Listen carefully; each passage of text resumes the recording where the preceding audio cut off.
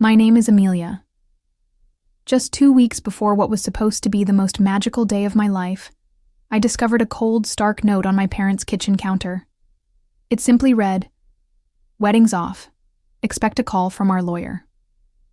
No explanation, no further contact, just an unnerving silence that screamed volumes. But that wasn't even the cruelest part. They repurposed my entire wedding, my meticulously chosen venue, the guest list I'd agonized over, even my cherished gown, and reassigned it all to my younger sister, Clara. It was as if I had never existed, a ghost in my own fairy tale. What kind of family does such a thing? And what transpired in the 48 hours that followed? I promise you, it changed absolutely everything. Before I begin telling you my story, please let me know in the comments from where are you listening. And if you want to tell your story, please write to us. That morning, I had arrived at my childhood home earlier than usual. The sun hadn't quite painted the quiet suburban neighborhood with its full brilliance, only a soft, pre-dawn orange glow touching the windows.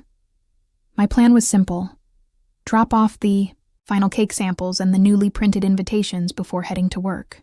Every minute of these last few weeks had been precisely accounted for, and I'd been especially careful not to overstep, particularly with my mother, Eleanor. I let myself in through the side door, a habit spanning decades. The house was eerily still. No familiar hum of the television, no murmuring voices, not even the gentle clink of my mother's favorite teacup. A profound stillness hung in the air. Then I saw it. A single sheet of paper, folded in half, resting on the kitchen counter. This was the spot where Eleanor usually left her cheerful, loopy scripted post-it notes, reminding me about flower pickups or seating chart adjustments. But this wasn't her handwriting. This wasn't cheerful blue ink. This was sharp, black, and undeniably cold. "Wedding's off. Expect a call from my lawyer." That was it. No salutation, no signature, no semblance of a human explanation. For a moment, my body simply froze. No breath, no movement. My mind went blank, utterly unable to process how 7 stark words could shatter an entire year of careful planning. I didn't scream. I didn't cry. I didn't even reach out to my fiancé, Daniel. Instead, I picked up my phone and typed a single word back to my mother. Understood. I drove home in a daze, the roads almost empty, yet I couldn't hear the hum of my engine or the gentle thud of tires on pavement. It felt as though my physical self had detached, leaving me behind to grapple with the wreckage. I didn't go to work. I called no one. I sat on the edge of my couch, still in my shoes, replaying every conversation from the past month. What had I missed? Was it my minor disagreement about the guest count? Or when I told Clara she couldn't bring a new casual date as a +1? No, this wasn't impulsive. This wasn't a fit of pique. Someone had meticulously orchestrated this. By nightfall, they still hadn't contacted me. Not a single call, not even a follow-up to that chilling note. But something else arrived.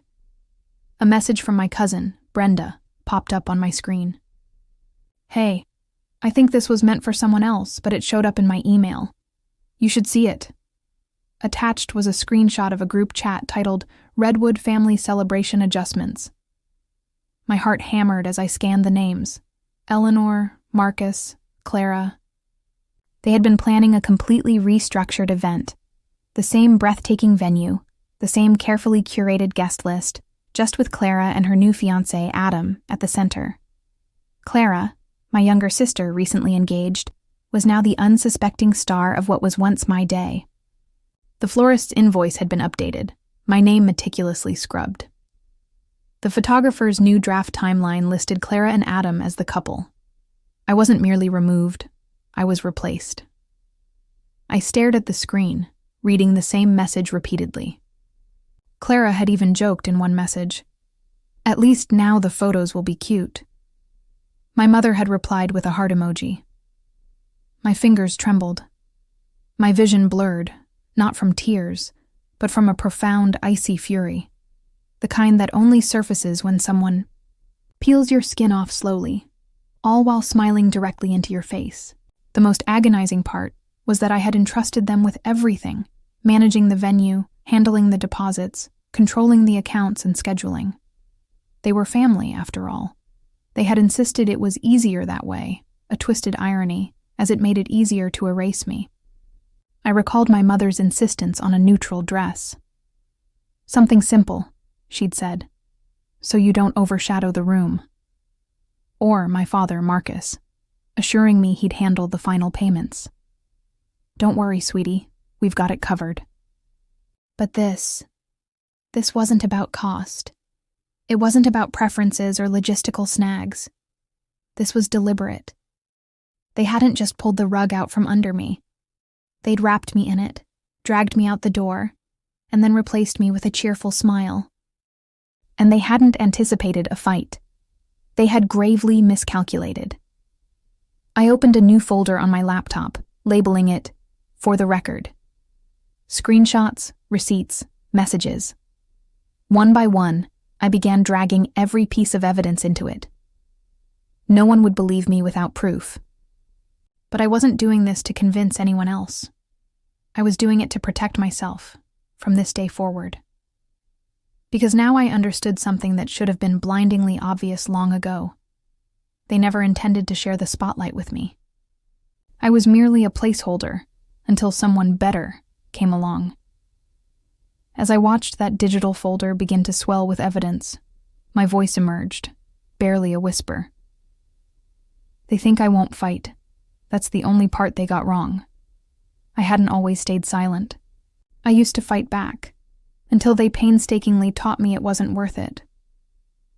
Over the years, I had learned that arguing with people who only pretended I mattered when they needed something was like pouring water into a cracked vase, utterly useless. And now, with that folder steadily filling on my laptop, I sat motionless, allowing memories to drift in like a silent fog over the marshes. 2 weeks before that chilling note appeared on the kitchen counter, I had a dress fitting downtown.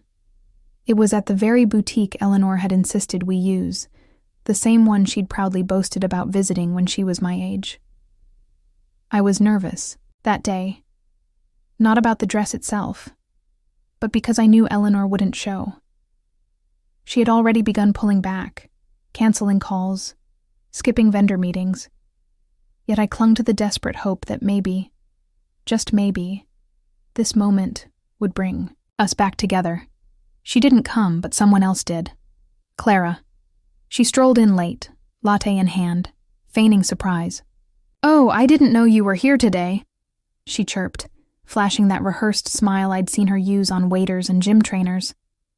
The boutique owner looked visibly confused. "You're not the bride." Clara laughed, as if it were all a charming mix-up. "Not today," she said playfully. "I was just nearby and thought I'd peek in." She settled onto the velvet bench and began scrolling through her phone. I remember standing there, half-dressed, staring at her as if she had just stepped into my own reflection. When I walked out of the fitting room to view myself in the grand mirror, she snapped a photo. "Lighting is perfect in here," she remarked, not even bothering to ask for permission. I should have walked out right then. The very next day, an email from the boutique landed in my inbox. "Final adjustments complete per updated measurements. Order ready for pickup under Clara Redwood." They had taken my dress. Not metaphorically, literally. My name was no longer on the invoice. The boutique simply stated it was per family request. Family? I didn't respond. I just sat at my kitchen, table for hours, fingers wrapped around a coffee cup that went cold twice. At some point, out of sheer habit, I opened the boutique's Instagram. And there it was. A reel, a perfectly curated little montage, tagged with autumn leaves, and the caption, "So happy for Clara. Perfect fall wedding." I watched it. Clara walked down the aisle in my dress, in my venue, with my string quartet, playing the very piece I'd handpicked for my entrance. Every frame glowed like a magazine spread. Eleanor and Marcus beamed with pride. They toasted champagne. They hugged Clara as if she were the undisputed crown jewel of the family. And not once was I mentioned. Not a thank you. Not a photo tucked into a corner. Not even a tag on social media. I wasn't even a ghost at the party. I stared at the screen in stunned silence. The comments beneath the video rolled in like endless confetti. She's glowing. Eleanor raised such a beautiful bride. This family knows how to throw a wedding. The irony was so profound it almost made me laugh. That night, I waited until my apartment fell quiet again before I picked up the phone. I dialed Daniel. He was in a different city, wrapping up a last-minute project. I hadn't told him about the note yet, or the video. I wanted to shield him from the chaos, but I also knew he had every right to know. His voice came on the line, calm, but laced with caution. Amelia, I was starting to worry. I swallowed hard. You didn't see it yet, did you? See what? I paused. Never mind. Just, they canceled it. My parents left me a note. What? His voice dropped, raw with disbelief. They canceled our wedding? Not canceled. I corrected him, the word tasting bitter. Hijacked. They gave it to Clara. He didn't speak for a moment. Then, his tone even, asked, "Do you want to sue them?" I breathed in slowly. Not yet, but I've started saving everything. There was something about articulating it aloud that made it irrevocably real. It grounded. Daniel didn't need to say anything else. He just listened, and in that moment, I was profoundly grateful for a silence that didn't feel like rejection. After we hung up, I sat alone in the living room, lights dimmed, just me and the soft blue glow of my laptop. I clicked play on the reel again. Frame by frame, I watched it. Clara twirling on the dance floor in the lace I'd paid for. Eleanor holding her hands to her chest, feigning tears. Marcus clinking glasses with Adam, as if nothing in the world had ever been complicated. Then came the toast. Eleanor stood at the head table, glass raised, the camera capturing every angle of her glistening eyes. To the daughter who made the family proud, she announced. I hit pause, my finger hovering over the space bar, but I couldn't press it again. That single sentence echoed louder than the string quartet ever could. I rewound it, listened again. Not a daughter, not our daughters, just the daughter. She was right, though. Clara had made them proud because she played the game. She kept her mouth shut. She never challenged their decisions. She smiled when they told her who to love, what to wear, where to go. I used to believe I was the rebellious one, the disappointment, but perhaps all I had ever done wrong was attempt to live a life they couldn't control. I closed the laptop slowly, the faint click of the lid settling into silence. They think they erased me, I whispered into the quiet room. But I'm the only one who remembers everything. My laptop remained closed on the kitchen table long after the screen went black. I sat still, surrounded by a silence that no longer felt peaceful. It felt loaded, like the kind of silence that waits, anticipating. If you'll finally snap. I didn't. Not yet. Instead, I rose, walked to a drawer I rarely touched, and pulled out my old phone, the cracked one I'd stopped using after my promotion. It was mostly dead weight now, but it still held photos, voicemails, and voice memos from years ago. I told myself I was searching for something practical, old vendor quotes, perhaps, or a contact from my early wedding planning. But deep down, I was hunting for proof I wasn't losing my mind, something to remind me this didn't appear out of thin air. I scrolled through the folders until one labeled Holiday Dinner 2021 caught my eye. My finger hovered. That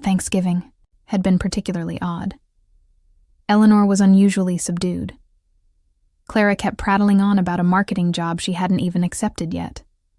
Marcus was glued to the football game. I remembered stepping outside for a walk around the block, needing air after Clara snapped at me for always being so sensitive. Apparently, I had accidentally left my phone recording on the table. When I pressed play, the background clinks of silverware filled the room again. Then Eleanor's voice, too casual, too smooth. "She's a sweet girl," she said, and I knew instantly she meant me. "But she's just not like Clara. Not driven, not special. She's fine." That word, fine, cut deeper than any vulgarity ever could. It wasn't rage or outright rejection. It was dismissal, like I was a bland wallpaper in their home, not worth changing, not worth admiring. She doesn't push herself, she's content. And that's okay. But Clara has potential. I stopped the recording. I didn't need to hear more. My face didn't flush. My heart didn't pound. I just sat there, jaw clenched, staring out the window as a group of kids biked down the street laughing freely. So, this was the narrative they had constructed for years, that I was fine, and therefore not worth fighting for. But it hadn't always been like that. There was a time, brief as it was, when I had pushed back. 6 years ago, Elias had been the first person I truly let in. The kind of man who planned spontaneous weekend trips and surprised me with used books he thought I'd adore. I remember the afternoon he invited me to a quiet beach town. Just the two of us. We were supposed to leave Friday morning. Instead, I woke up to a message. "Amelia, I'm sorry.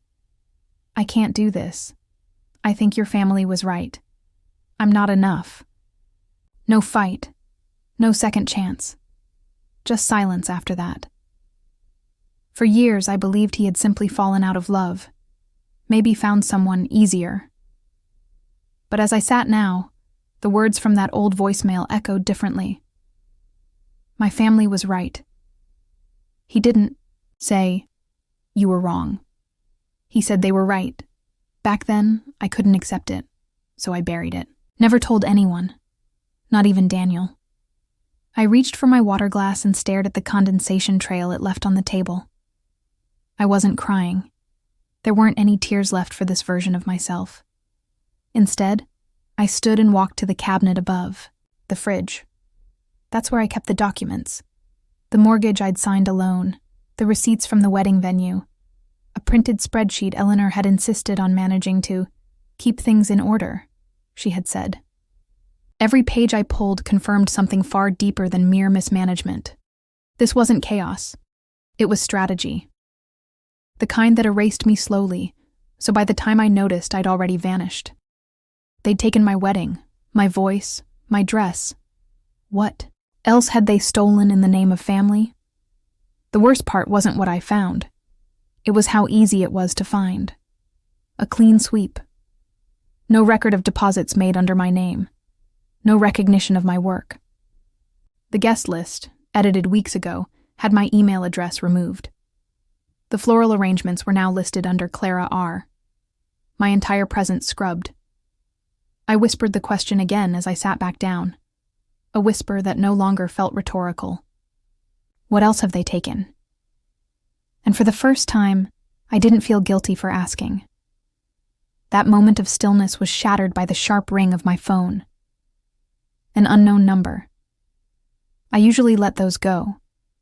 But this time, something in my gut compelled me to answer. "Amelia?" The voice asked, nervous, familiar. I didn't answer right away. "It's Elias," he said. I heard about your wedding, and I thought maybe you should know more about what happened back then." The room spun slightly, not from surprise, but from recognition. This wasn't a ghost returning. It was a missing piece of the puzzle I'd never been allowed to hold. I leaned forward, pressing my palm to my forehead. A familiar ache built behind my eyes. I kept my voice calm. I'm listening. Elias didn't hesitate once I confirmed I was listening. She threatened me, Amelia. I didn't know what else to do. His voice cracked, but I remained silent. I needed the full story, not comfort. She didn't just tell me to back off. She called my office. My manager said I was involved with someone who had mental instability, that you were emotionally fragile, needed constant care, and that our relationship was affecting your health, that I was contributing to it. I gripped the edge of the kitchen counter, steadying myself. My knuckles ached from how tightly my hand clenched the phone. I said nothing, but inside, something collapsed. Not like a building that falls, more like a dam that quietly cracks piece by piece until the flood becomes unstoppable. She said, "If I really loved you, I'd walk away so you could focus on yourself." And I believed her. I thought I was doing the right thing. He paused. I could hear it. The regret. The weight he'd been carrying all these years. "I'm sorry. I know it doesn't fix anything." I nodded, even though he couldn't see it. My voice came out calm, almost flat. "It doesn't," I said. "But thank you for telling me." We exchanged no goodbyes. I hung up, placed the phone on the table, and stared at the window where the streetlight outside glowed over empty pavement. Then I picked up my own thoughts like shards on a tile floor, fitting them into something resembling a timeline. The pattern was clear now, not just in hindsight, but in cold, deliberate detail. Control. Eleanor didn't just block my path. She bulldozed it, then told me I had no sense of direction. The next morning, I sat at the kitchen table, my coffee growing, cold. My fingers hovered over Daniel's contact. He hadn't reached out in days, and I'd been grateful for the space. But now, I needed answers only he could give. When he picked up, his tone was cautious. "Hey," he said. "I need you to be honest with me," I stated, "and I need you to do it now." There was a pause, just long enough for me to imagine him sitting, on his couch, hand on his forehead, as he always did when he felt cornered. "I know what this is about," he finally said, "and you're right to ask." He recounted the day he'd visited my parents' house months before he proposed. "She called me into the sunroom. Your dad wasn't there. She had a folder. Said it was something to help me make the right choice before the engagement." He sighed. "Inside were copies of your old credit statements from years ago, notes about your panic attacks after college, even your ER bill from when you fainted at work. She told me she kept them for emergencies." "And the prenup?" I asked. Daniel hesitated. "She had one drafted. Said it was just precaution to protect the family's assets in case things didn't work out." "Did you sign it?" "No, but I also didn't tell you. I didn't want to cause a rift." "A rift?" As if there hadn't already been a canyon. "Thank you," I said, and ended the call before I said something I couldn't take back. I stood up, walked into my bedroom, and pulled the small metal box from the back of my closet. Inside were the documents Eleanor had always told me to hold on, to just in case. The venue deposit confirmation. It had my name on it. The floral arrangement invoice had come through my nonprofit's account, the one I'd opened 5 years ago. And at the very bottom, folded neatly in a cream envelope, was the budgeting agreement she'd handed me 2 months ago. I had signed it without much thought. Back then, she said it was to help keep expenses organized. What I held now, though, was no budgeting guide. It was a contract, a silent transfer of assets, a neat little tool to move things out of my hands and into Clara's.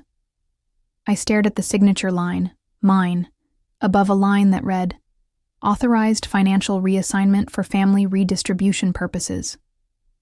They didn't just cancel my wedding. They reallocated my life. I returned to the living room and dropped the papers onto the table. I didn't cry. I didn't scream. But I moved with a new kind of focus, one I hadn't felt in a long, long time. I opened my laptop, created a new folder, and labeled it Restitution. Then I opened my email to Eleanor, Redwood. Subject: This ends now. The body was short, sharp, precise. You've taken enough from me.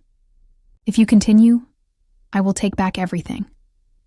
Legally, publicly, permanently. Consider this your last warning. I clicked send. And for the first time in what felt like forever, I felt the knot in my chest loosen. Not because I was done, but because I had finally started. I didn't wait for her reply. I shut the laptop, pushed my chair back, and walked to the window. The sun was beginning to creep over the edge of the rooftops, casting that strange gray-blue light across the empty street outside. The kind of light that feels like a warning. I stood there longer than I'd meant to, arms folded, heartbeat, steady, but hard. I wasn't expecting peace. Not from them, not from this. But I thought maybe, just maybe, the silence would last a little longer. It didn't. A buzz from my phone dragged my eyes down to the screen. Notification from a social media platform. Clara had posted something. I hesitated, thumb hovering above the screen. Then I tapped. Her post was long, meticulously crafted. The kind of message someone spends time rehearsing, not just in writing, but in the mirror, over breakfast, while twisting a wedding ring she didn't earn. She called me unstable, accused me of fabricating stories, of having a long-standing pattern of emotional volatility. She claimed I was undermining the unity of the family and lashing out because I couldn't handle not being the center of attention. Eleanor had liked the post. Marcus left a heart reaction. My stomach turned, but I didn't cry. I didn't pace or shout or throw the phone like I would have years ago. Instead, I opened my screenshot tool, captured the post, the comments, the timestamps, and saved them into the folder titled Restitution. If they thought this would break me, they hadn't been paying attention. I poured myself a cup of coffee, sat at the kitchen table, and stared at the post again, not to read it, but to study the responses. Former family friends chiming in, most of them vague but loaded. So sorry you're going through this, Clara. Or, some people just can't let go of the past. They were trying to shame me into silence, but they didn't realize I had stopped playing their game. I tapped Sarah's contact. She answered on the second ring. Amelia? Her voice was tight, cautious. Hey, I saw Clara's post. You okay? There was a pause. I saw it, I replied. I was wondering if you'd want to meet up. I could really use a familiar face. Sarah inhaled sharply, then exhaled like she was about to deliver news no one wants to say out loud. I don't think that's a good idea, she said. Your mom's... People listened to her, Amelia. She helped my cousin get into that law firm. And after that thing with your aunt's will, well, I can't risk it. I blinked.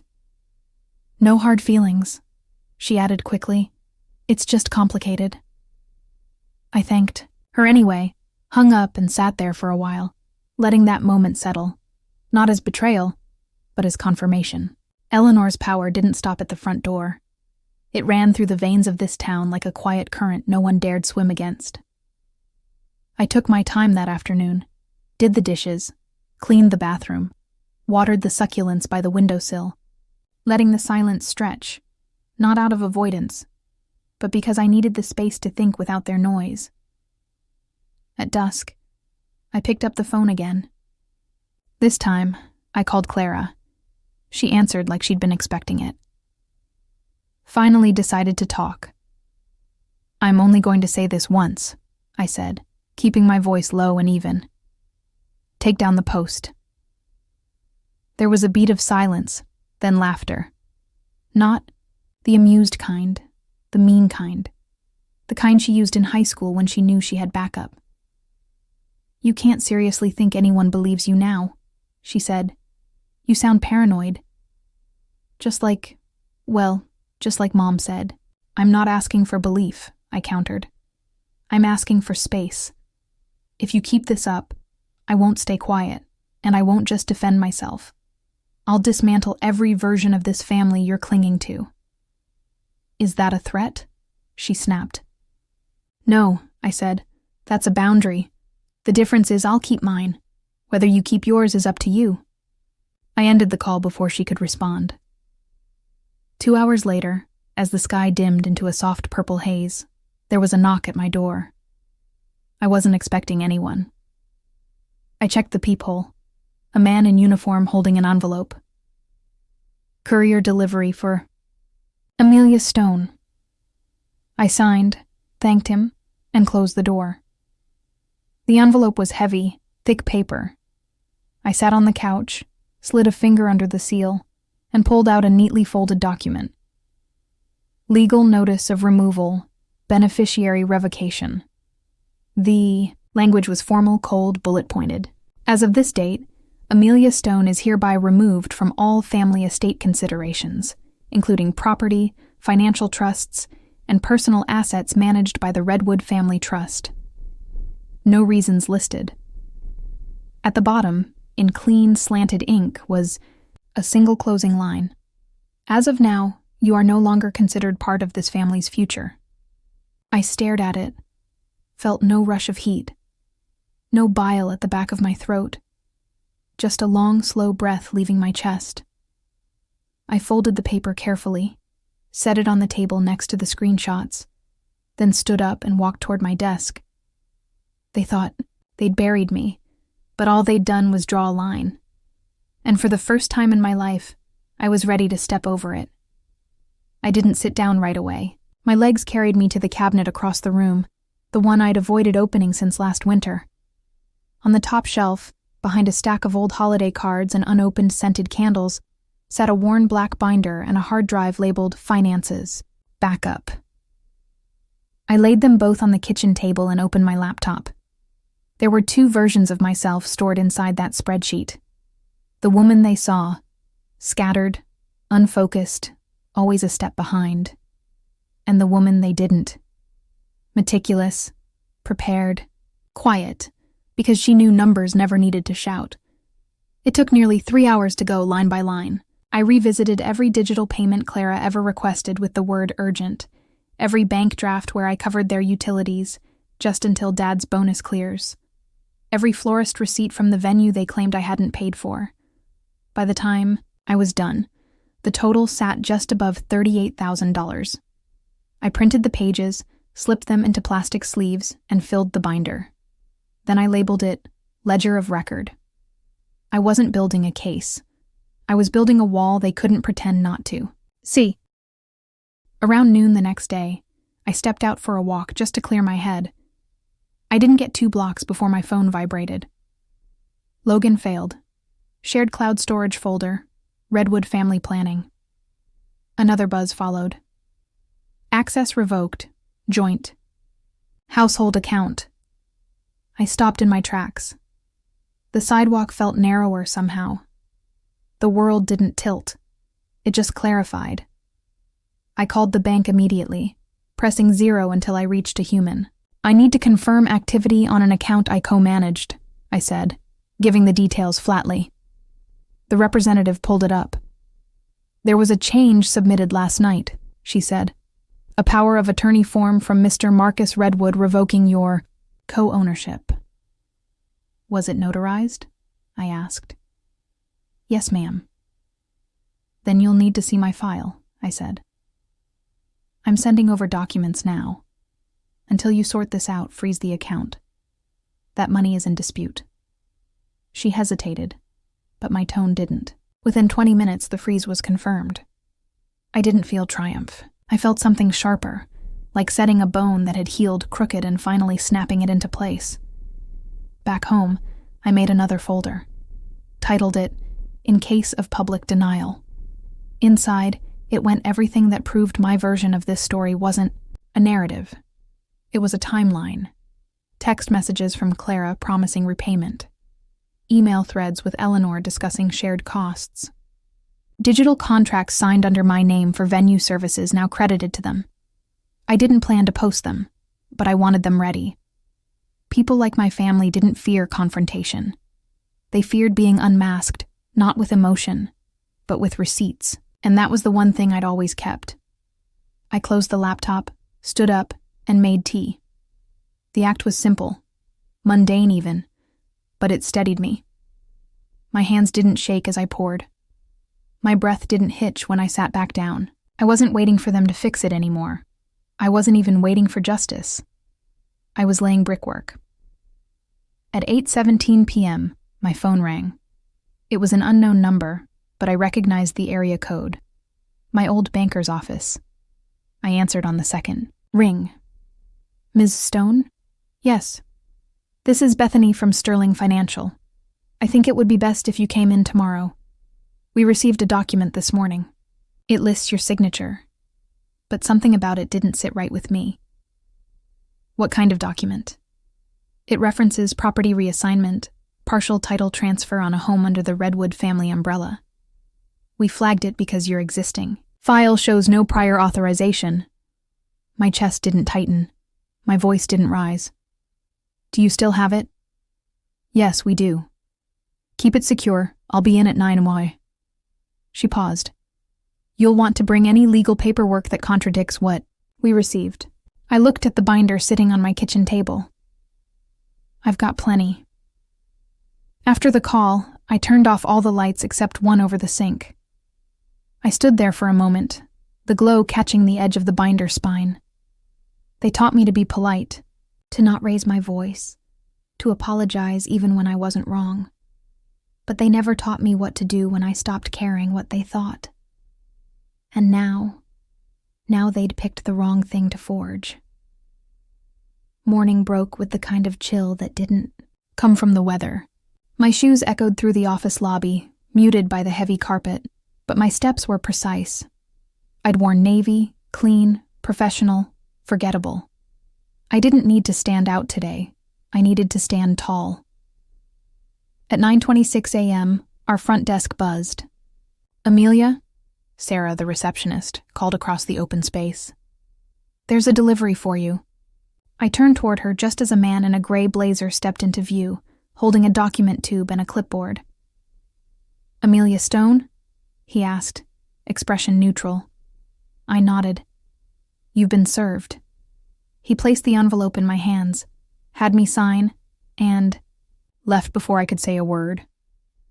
I walked back to my desk slowly, sat down, and peeled the seal open. Civil complaint. Redwood Veer Stone. I scanned it. Paragraphs of inflated claims. They accused me of embezzling family funds intended for the original wedding, claimed I had authorized venue upgrades outside agreed budgets, that I'd suffered repeated emotional instability that rendered me unfit to manage financial matters. My name was twisted into a caricature of chaos. The lawsuit didn't just seek money. It sought to label me untrustworthy, volatile, dangerous. Around me, the office hummed too quietly. I felt eyes flick toward me and away just as quickly. I closed the packet, opened my email, and typed the subject. Defamation claim, Redwood family. Add this filing to our counterclaim. Defamation, malicious intent, reputational damage. Let's respond swiftly. I didn't need revenge that made noise. I needed revenge that came with a docket number. That afternoon, the door of the past opened, wide. A call came through to my work line from a number I didn't recognize. This is Amelia. Amelia, it's Mr. Hayes. I leaned back. Mr. Hayes had been my mother's PR shield for as long as I could remember. He'd been the man who spun Eleanor's missteps into inspirational quotes. The one who told newspapers that our family was resilient when whispers of misused funds at her charity circulated 10 years ago. Now he sounded like someone playing both sides. I just wanted to reach out, he said, smoothing his tone like a politician, and say you might want to let this play out quietly. Sometimes the noise dies faster if you don't feed it. You're worried about Eleanor's image, I replied. You should be. It's hanging by a thread, and this time she's the one who handed me the scissors. There was a pause, a deep inhale. Amelia, these things spiral. Be smart. I am being smart. That's what scares you. I ended the call. That evening, I stayed off social media, but the universe didn't return the favor. My phone buzzed with a notification. Eleanor Redwood posted a new status update. I didn't click right away. I waited, took a sip of the chamomile tea I didn't want, but had made out of habit. Then I opened it. "It's hard being a mother," it began. "You try to raise your children with compassion. You sacrifice. You guide. But sometimes when pain twists a child's view, all they can see is betrayal." There was no name, but everyone knew who it was about. The comments poured in. People from church, neighbors from our old block, Clara's new in-laws. "She's lucky to have you as a mother. Some kids just turn bitter no matter what you give them." I've seen this before. It's the money, always the money. I printed the post, all 57 comments, highlighted names, took screenshots of every mutual connection who clicked like. Then I handed them to my attorney. "Don't respond," she said. "I won't, but you will." We began outlining our timeline. When Clara first asked for the deposit loan. When Eleanor sent me the budget spreadsheet that later reallocated assets. When the house was listed with my name on the agreement. When the cloud storage folder was mysteriously wiped. I didn't need to argue with strangers online. I had a courtroom. 3 days later, an email came through just after breakfast. Court date confirmed. Stone versus Redwood. Civil Division, Room 204. Hearing set for 3 weeks out. I stared at the date, then my reflection in the kitchen window, blurred by the morning haze. They wanted to embarrass me, silence me, redefine me. But the only thing they'd accomplished was sharpening my resolve. I turned from the window and spoke aloud to no one but myself. "You want a public fight? Fine, but I'm bringing every truth you buried." After I closed the email confirming the court date, I didn't sit down. I didn't scroll through more evidence or rehearse possible questions. I walked straight to the living room window, pulled back the curtain, and stared out into the quiet, early evening stillness. The streetlights flickered on as the sky dimmed, and I stood there in silence, one hand gripping the edge of the curtain, the other resting against my thigh, steady and warm. This was no longer about my wedding. It hadn't been for a while. This was about years of being told what I was allowed to want and who I was allowed to be. I sat at my desk, opened my laptop, and created a new folder. I titled it simply, Truth. Then I wrote the first post. No preamble, no emotional introduction, just a headline. My name is Amelia Stone, and here's what they erased. Underneath, I dropped in screenshots one by one. Bank transfers from my account to Clara's over the past 5 years, labeled venue deposit, catering emergency, travel reimbursement. The agreement my mother had handwritten, initialed ER, with promises to reimburse half the wedding expenses once family stability was achieved. A clipped video, shaky from my phone camera, of Eleanor sitting in my apartment kitchen last spring. Her voice low, sharp. If you love him, you'll sign it. If you don't, you'll destroy everything we've built for you. Do you want to be another mistake? I added the digital payment trail, the florist invoice with both our names but only my signature, the guest list with red lines over my friends' names. No commentary, no hashtags, just cold, careful documentation. I hit post and turned off the screen. When I woke up at 6:20 the next morning, the thread had been shared over 3,000 times. Comments rolled in faster than I could read them. Strangers, former classmates, quiet supporters who had watched from the sidelines for years, and people asking questions. Why would a family do this to their daughter? Amelia, you're not alone. This is what generational manipulation looks like. At 7:02 a.m., my phone rang. I didn't recognize the number. I picked up anyway. "Amelia?" Clara's voice said, brittle and shaking. "What the hell are you doing?" "I'm telling the truth," I said simply. "You've made Mom look bad. You've made all of us look damaged." I waited. "You think the internet is going to fix this?" she hissed. "You think they'll love you for tearing us apart in public?" "No," I replied calmly. "I think they'll understand that I stopped letting someone else define me." There was silence. Then I added, "She tore us apart behind closed doors. I just stopped pretending it didn't happen." I ended the call, then blocked the number. By noon, my lawyer called to confirm we were ready to submit the final counterclaim. "I added the new evidence," she said. "Are you sure you want to include the notarized statement from the accountant?" "Yes," I answered. She was complicit. She gets named. That document had been a surprise.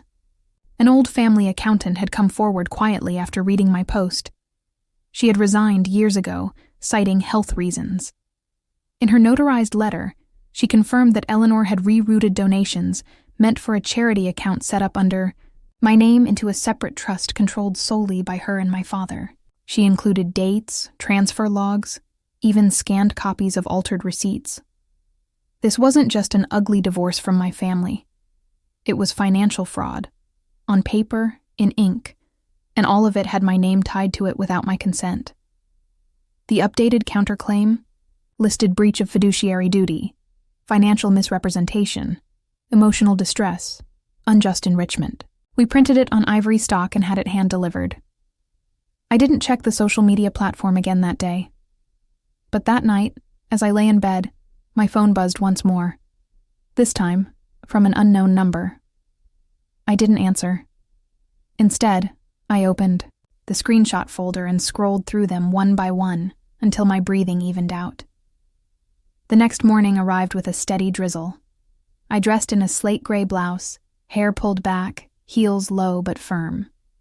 I didn't want to make a statement. I wanted to be the one who stood when everyone else sat down. The courthouse hallway was quiet.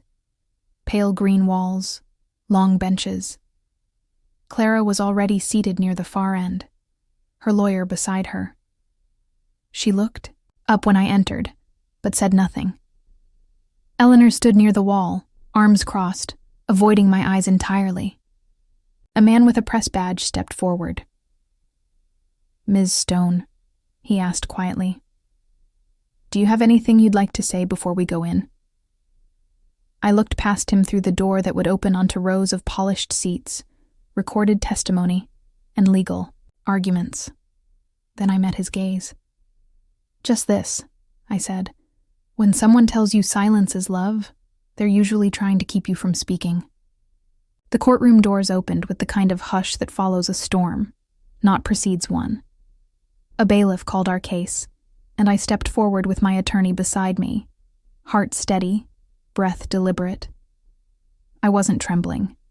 Not anymore. The nerves had burned off weeks ago. What was left now was clarity. Clara sat across the aisle, shifting in her seat. Her lawyer whispered something, but she wasn't listening. Eleanor remained standing near the edge of the room, hands clenched tight around a stack of papers. Marcus was there too, though he seemed more like a figure propped up than a participant. He avoided my gaze the entire time. "My name is Amelia. Just 2 weeks before what was supposed to be the most magical day of my life, I discovered a cold, stark note on my parents' kitchen counter. It simply read, 'Wedding's off. Expect a call from our lawyer.' No explanation, no further contact, just an unnerving silence that screamed volumes. But that wasn't even the cruelest part. They repurposed my entire wedding, my meticulously chosen venue, the guest list I'd agonized over, even my cherished gown, and reassigned it all to my younger sister, Clara. It was as if I had never existed, a ghost in my own fairy tale. What kind of family does such a thing? And what transpired in the 48 hours that followed? I promise you, It changed absolutely everything. Before I begin telling you my story, please let me know in the comments from where are you listening. And if you want to tell your story, please write to us. That morning, I had arrived at my childhood home earlier than usual. The sun hadn't quite painted the quiet suburban neighborhood with its full brilliance, only a soft, pre-dawn orange glow touching the windows. My plan was simple: drop off the final cake samples and the newly printed invitations before heading to work. Every minute of these last few weeks had been precisely accounted for, and I'd been especially careful not to overstep, particularly with my mother, Eleanor. I let myself in through the side door, a habit spanning decades. The house was eerily still. No familiar hum of the television, no murmuring voices, not even the gentle clink of my mother's favorite teacup. A profound stillness hung in the air.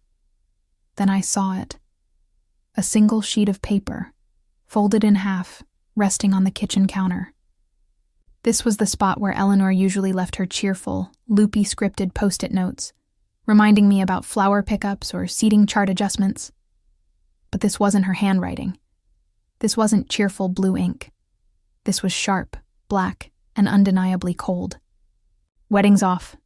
Expect a call from my lawyer. That was it. No salutation, no signature, no semblance of a human explanation. For a moment, my body simply froze. No breath, no movement. My mind went blank, utterly unable to process how 7 stark words could shatter an entire year of careful planning. I didn't scream. I didn't cry. I didn't even reach out to my fiancé, Daniel.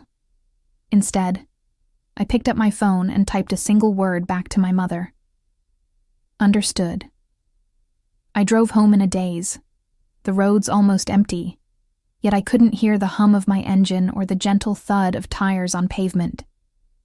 It felt as though my physical self had detached, leaving me behind to grapple with the wreckage. I didn't go to work. I called no one. I sat on the edge of my couch, still in my shoes, replaying every conversation from the past month. What had I missed? Was it my minor disagreement about the guest count? Or when I told Clara she couldn't bring a new casual date as a +1? No, this wasn't impulsive. This wasn't a fit of pique. Someone had meticulously orchestrated this. By nightfall, they still hadn't contacted me. Not a single call, not even a follow-up to that chilling note.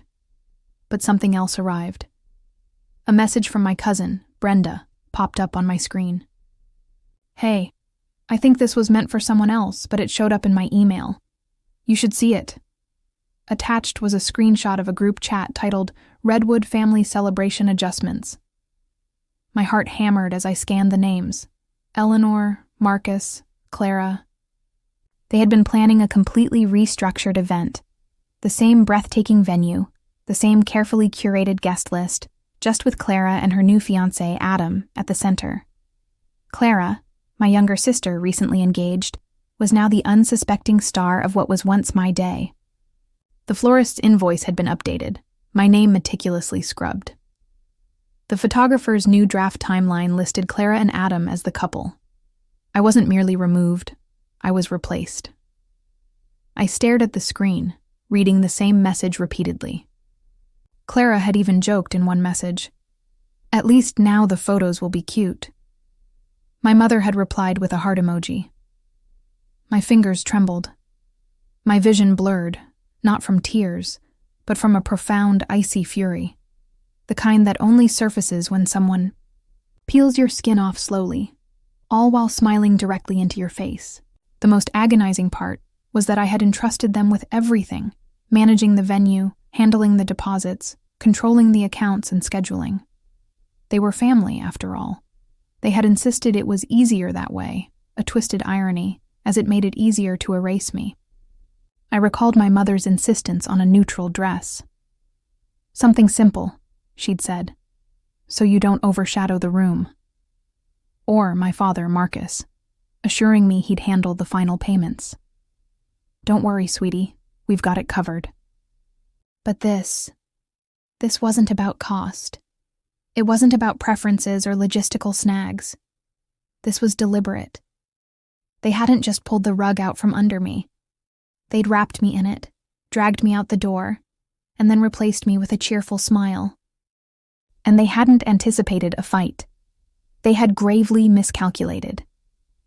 I opened a new folder on my laptop, labeling it, "For the Record." Screenshots, receipts, messages. One by one, I began dragging every piece of evidence into it. No one would believe me without proof. But I wasn't doing this to convince anyone else. I was doing it to protect myself, from this day forward. Because now I understood something that should have been blindingly obvious long ago. They never intended to share the spotlight with me. I was merely a placeholder until someone better came along. As I watched that digital folder begin to swell with evidence, my voice emerged, barely a whisper. They think I won't fight. That's the only part they got wrong. I hadn't always stayed silent. I used to fight back, until they painstakingly taught me it wasn't worth it. Over the years, I had learned that arguing with people who only pretended I mattered when they needed something was like pouring water into a cracked vase, utterly useless. And now, with that folder steadily filling on my laptop, I sat motionless, allowing memories to drift in like a silent fog over the marshes.